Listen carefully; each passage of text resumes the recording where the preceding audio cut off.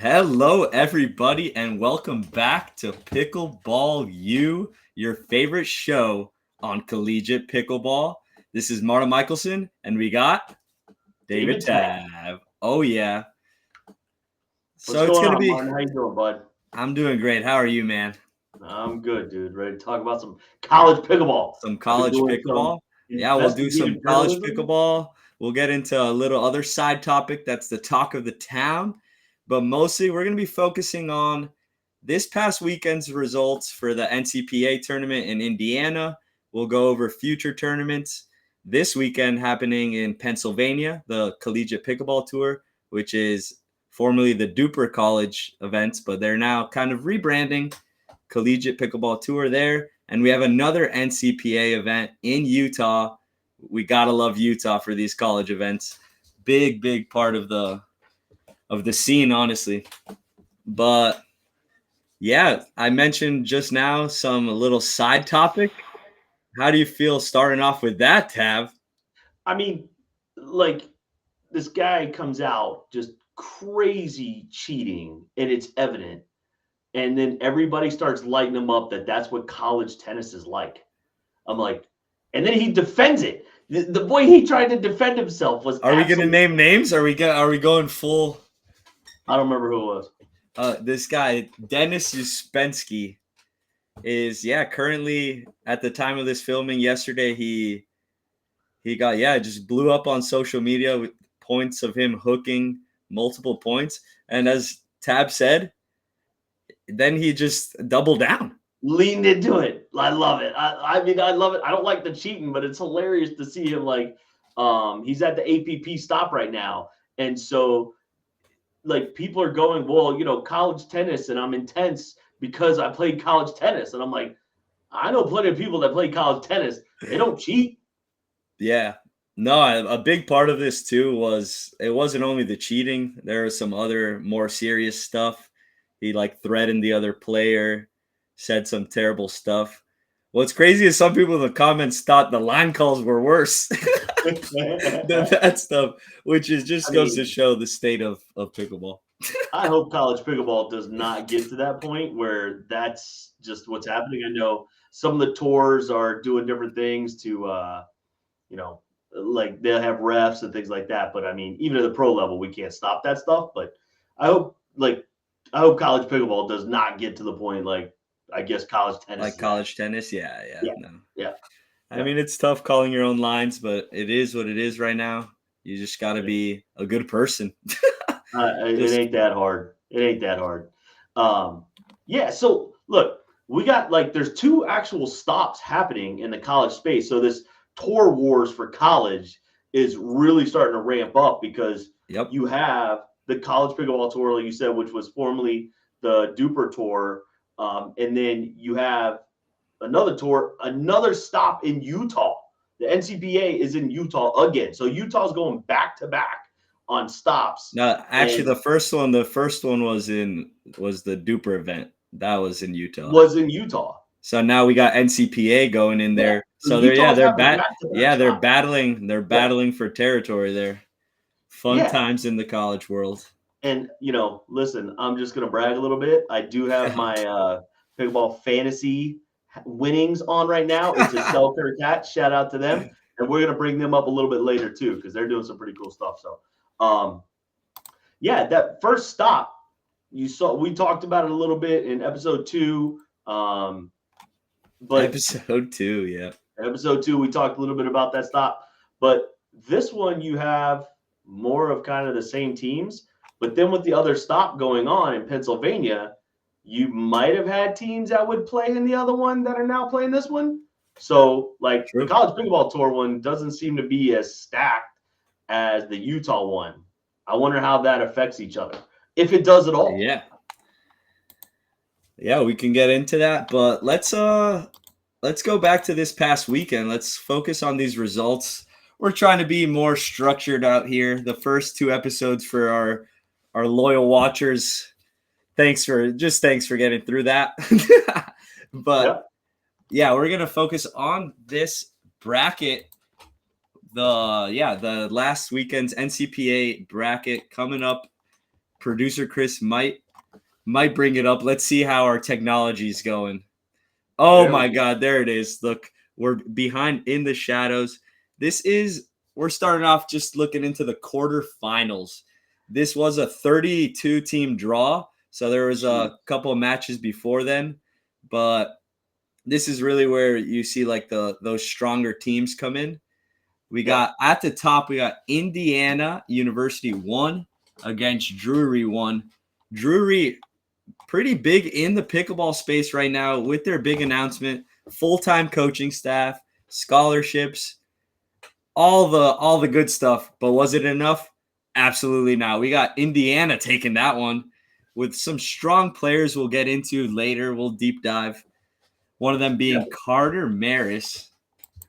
Look at this thing right now. Look at this bracket, Martin. Anything stand out to you that just proves that pickleball, especially in emerging markets like college, are absolutely wacky? You have Ohio State 2, won the whole thing. Not Ohio State 1, Ohio State 2. Yeah, they won might. the whole Yeah. thing.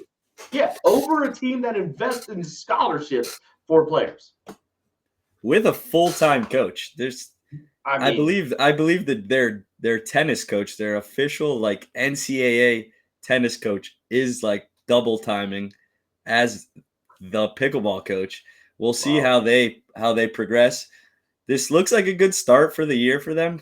Yeah, man. A top 8 finish, not too bad. I just like how many different teams there are. We do have 2 Ohio State teams, and then but the rest are different. We got Purdue, Miami of Ohio. Of Ohio. That is We got Wisconsin, Drury, just a bunch of different teams. I love that because a lot of the times you see like in those Utah draws, it's Utah 1 against Utah 2, and then Utah 3 against Utah 5. It's just a bunch of the same teams. This one was a little more. This was a little more teams, a little deeper. But yeah, I want to just highlight some of these amazing players that are in the college scene. Carter Maris. The man has a 5'8" duper, probably one of the highest ones in college right now. Really strong player.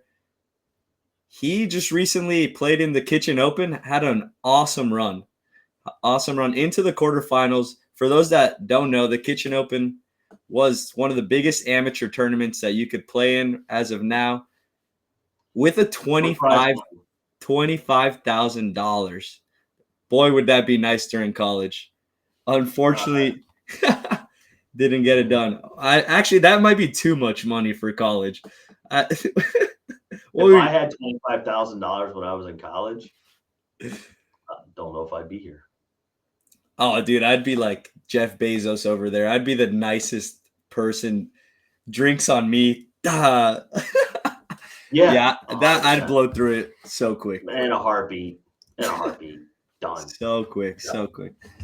But was Carter as good as he was? It was not enough. We got Ohio State 2 beating out Indiana in that final spot.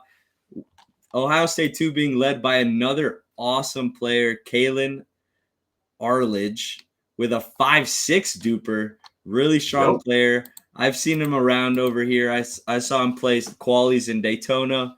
Just really good players. A lot of these, we mentioned previous episodes, a lot of these players are in pursuit of the pro dream, and these are just extra reps for them. It's just great stuff. Let's see. Another fun little tidbit. We had Mariana Paredes over there, 35 years old, making it to the finals. It's not too late for you, Tab. Are you going back to school? No, never. It is too late for me. I actually took too many college credits where they started charging me extra because I had stayed there too long. Shout out FIU for doing very South Florida things. We need a Tab 9th year. That would be bad. Yeah. All righty. Well, that was this past weekend's event. Let's just go right into this weekend's events. Let's start off with let's go with the Collegiate Pickleball Tour. We've been talking about NCPA for a little. We're heading to Pennsylvania. You ever been there? No, nope, never been to Pennsylvania. It gets cold. David doesn't do cold, so I don't really go there. Earlier today, he said Jacksonville is starting to get cold. What's cold for you, man? 79? Below 70. Below 70. Anywhere around 70 is cold. But like Pennsylvania, all right, so this stop, not the strongest of teams, right? Like Nope. but you do have like cool names like Cornell hopping in.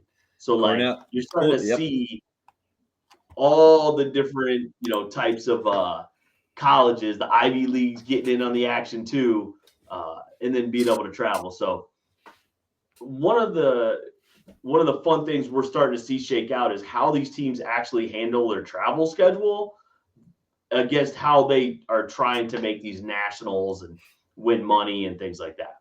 So you start to see new teams because it's more regional, close driving distance. We'll see how it pans out. Yeah, let's go over some of these teams. Some of the more local teams. We got Penn State sending over 3 of their teams. We got University of Pittsburgh sending over 3 teams. Villanova, UConn. Then we got University of Maryland, the alma mater of Ben Johns. He did go there, I think 1 or 2 years ago. He went to check out the team, visited the team. I'd be interested in him getting even more involved. What do you think that looked like? I mean, it's a natural fit. If he were to get involved, it'd probably be fun for him and Colin. They're from that area. Also, too, it's the home of Yola that sponsors that team. So, they definitely have a lot more access to big name resources in the sport than many of the other teams. Also, be kind of a cool talking point to see Yola sponsor a team in an Adidas event. we can get, actually, let's just bring it up now that we're talking about paddle companies and all that sponsoring teams. We had a big announcement. Selkirk signed all of the University of Utah Tech. Utah Tech. All of Utah Tech, the whole team, the whole kit and caboodle. I know you like that one.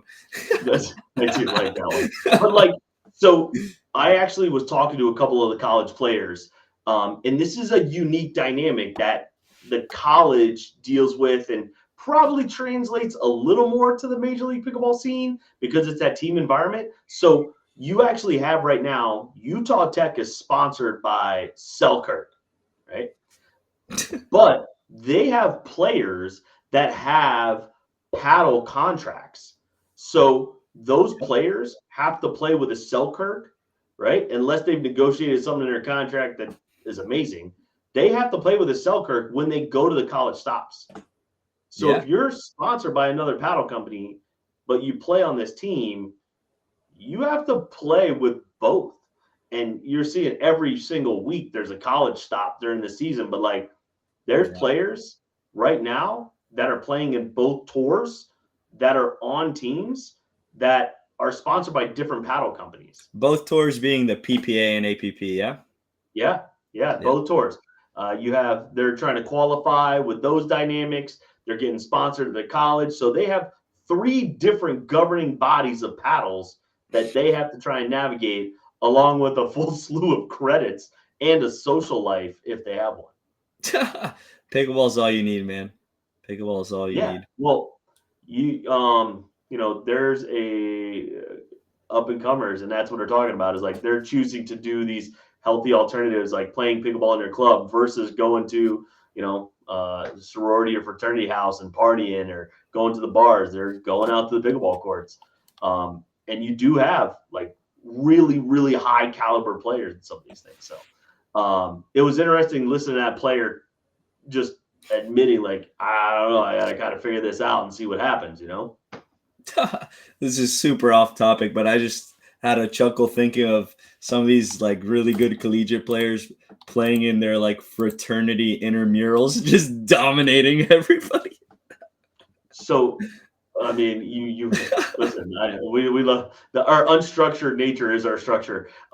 So you have like I played college like slow pitch softball Yeah. intramural, and we had guys that played on like the college baseball team that would absolutely just hit studs and almost kill people. Like it was insane. Some of the stuff that happened out there. That is gonna be a thing. Yeah. All right. Yeah, let's get back on track. You experienced it. College chick whooped you. Whoa, what are we talking about here? Whoa, producer Chris. Hey, it was the finals. I made the Yeah. finals. Yeah. How I did it? No, don't ask me. We don't know. Yeah. Let's back on track. We're on the Pennsylvania Collegiate Pickleball Tour stop. Probably the favorites. I'm going to say they're just going to straight up dominate, maybe drop one game. On the weekend is JMU 1, led by Ryan Morneau. He is a college OG, as they would say. Chris and I, we've played against him. We've seen him around. He played in the first collegiate nationals ever. And boy, is that guy fiery. He's got the passion. He's got the skills.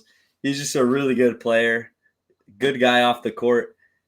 I think he's cooking everybody this weekend. I got a chance last year to see JMU play in the Virginia Beach Duper College stop. Oh, awesome. They had good fans. They had a good, solid team. They were all like sophomores and juniors that were coming up, and they all trained together. Like, and their fan base was really cool. So, not expecting anything but meddling from both JMU teams. I mean, I expect both of them will probably be battling it out in the finals. Yeah, just to give the viewers perspectives, the JMU team, their combined duper for the team is 18.991, which is just adding up the two guys, two girls. And then I think the next highest is a 17.6. Yeah. So over one duper lead on about every team. Most teams are averaging around 16 duper. So they almost have 3 whole duper points, which is what's that divided by 4? It's basically 5 O's against like 4 2s is the average there. So if you know anything about pickleball, it's gonna get ugly quick. Well, if you have 5 O's playing 4 2s, yeah, like but this is kind of the beauty of college, right? Like you're starting to see, and also too in the college pickleball tour, you're seeing that they have the challenger division, which is just doubles. Just because like some of these teams can't field full teams, or they might have just 1 or 2 extra players that they want to get involved, and so they're given that space for them to do that. So yeah, pretty cool. Yeah, it's great stuff. Unfortunately, the draws for NCPA come out like literally hours before or like at night before the event. So we can't really go too into depth on that one, but it's a Utah event. I'm going Utah Tech. Utah Tech. Well, hey, man, they might be swinging new paddles, so who knows what's going to happen. Utah but yeah, Tech. It's probably going to be somebody from Utah. Yeah. I know did you one know, of Martin, like, so these stops all give money, right? Yep. And so do you know where that money goes? No, when they not. win money? No, I feel like it might be on a per college basis, but yeah, straight to the players. Straight to the players. Makes sense. I love it. The players win, the players keep it. There's what I learned through talking to a lot of these college pickleball players is they're similar to us. Oh gosh. The unstructured nature of what they do is what makes it kind of fun. There is not a lot of structure to what they do. It's kind of like, oh, this happened. Let's figure out what that means. And you're seeing some colleges, like you had at UF, that have a president and a vice president and a secretary and a treasurer. And some have, hey, you got to do this in order for us to be able to be here. Hey, what tournament are we playing? I don't know. What's next week? Oh gosh. Really all over the entire board. Sounds like my college. It wasn't. I didn't talk to anybody from UF about it. No, I'm saying like that unstructured nature. No, UF was way too organized. It was great. Yeah. I honestly just showed up. So Utah Tech, they got to be pretty organized. They got good massive money club. rolling in. They got 2 or 3 teams. Yeah, we'll Sponsors. see. We'll see. I'm not too sure what Lauren Mercado was swinging and her partner for the Collegiate Pickleball Tour event where they won it all. But I know the Utah Tech second team, the girls already were swinging Selkirk. Maybe they win it this time. They lost in the finals, but now maybe they have the little home court or paddle advantage, just being used to it. Yeah. Well, maybe they already knew they were getting the sponsorship. Oh, yeah, probably. Yeah. Yeah. All righty.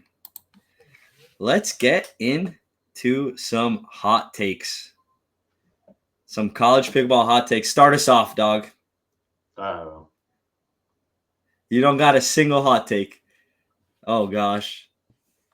Okay, so let's just make something up right here. I got what's a random university? I got University of Arkansas winning an event this season. Jesus. So no. What are you talking about? University of Arkansas? What in the hell? Listen.